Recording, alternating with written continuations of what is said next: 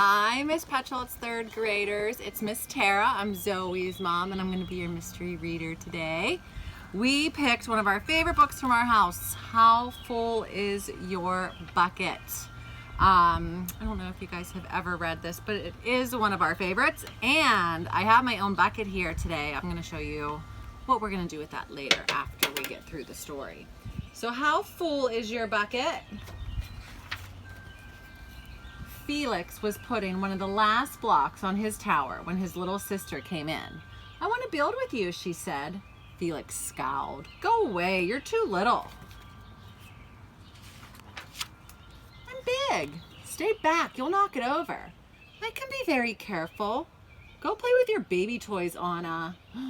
She's getting mad, and whack, she knocks the whole tower over.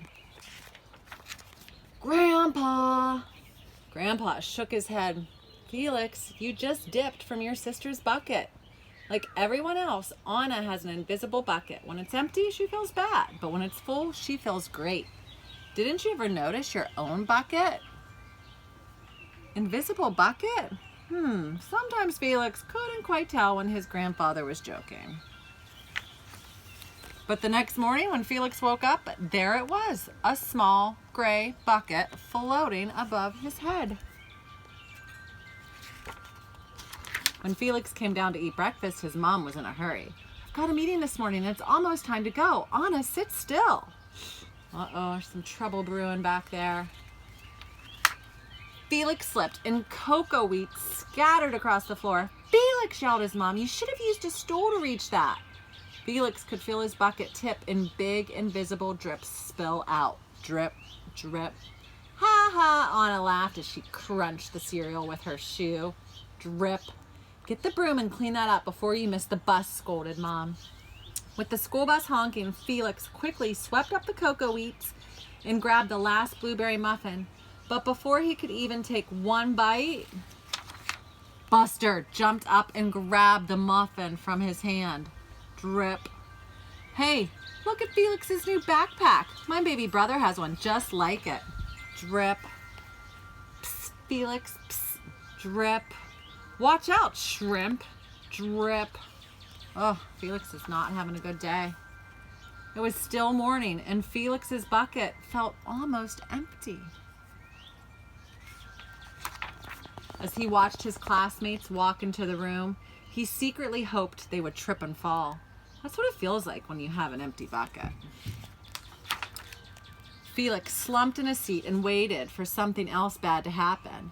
Mrs. Bumblenickel walked slowly up to his desk and handed him a paper he could hardly bear to look. "Felix, you wrote a wonderful story. Would you please share it with the class?"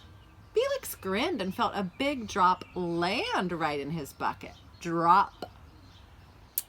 "The Gigantosaurus Who Wanted a Pet by me, Felix." The class grew quiet. They laughed at all the right places and oohed at all the scary parts. When Felix finally read the end, everyone clapped, even Emily, who sat next to him and didn't usually like dinosaurs. Felix felt a whole shower of drops land in his bucket. Maybe the day wouldn't be so bad after all. Drop, plop, plink, drop. Oh, he found a note in his lunch from Mom, so he got a drop in his bucket. Team captains today are Veronica and Felix. Drop. "Nice cow." "It's a dog." "Well, nice colors there, Felix."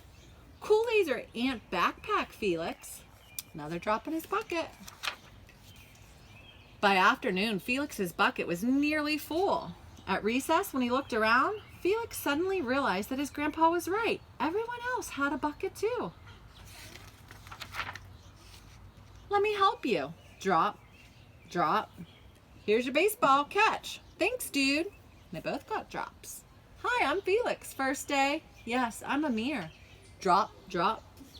The strange thing was that for every drop he helped put in someone else's bucket, he felt another drop in his own bucket. When Felix burst in the door after school, he shouted, "You were right, Grandpa. I do have a bucket, and I understand how it works." Then he saw Anna's torn doll. "Bad dog," he almost scolded, but then he thought, dogs might have buckets too. "Your doll will be okay," Anna said. "Felix, Mom will fix her." Until then, do you want to help me build the tallest building in the world with my blocks? And so they did. Drop, drop. It feels good to be kind. I hope you liked that story. I did bring a bucket with me. I was wondering if you guys wanted to guess if my bucket was full or empty for the day. What do you think? There's only one way to find out. Ready? Oh, it's full. 'Cause I'm a kind person. Happy Friday. Thanks, guys. Have a great weekend.